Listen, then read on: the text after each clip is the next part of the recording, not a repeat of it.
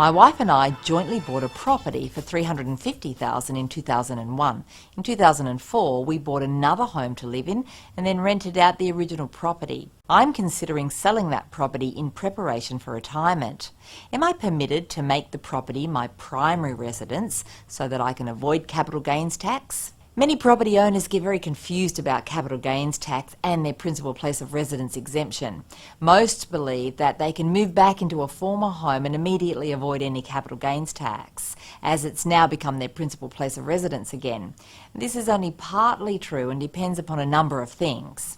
The 6-year rule allows you to move out of your own home, and as long as you move back in or sell within 6 years, you won't pay any CGT.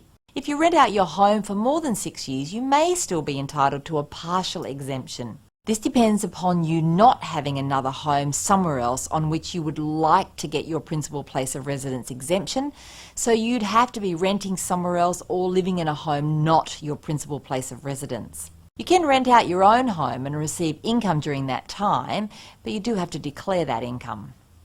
Makija, as you bought another home to live in, you have to now choose which of the two you want to claim the exemption on. The other will of course attract capital gains tax. I'd establish which has the best outcome for you, and to do this you might wish to consult an accountant who can work out your cost bases and do some figures from there. It's a myth that you can suddenly move back in, make a property your principal place of residence and avoid capital gains tax altogether. If you could do this, then we'd be all moving around and living in our investment properties for a while to stop the CGT accruing. In the end, if you own more than one property, something has to incur capital gains tax. Some forward planning might help you to minimise how much that actually ends up being.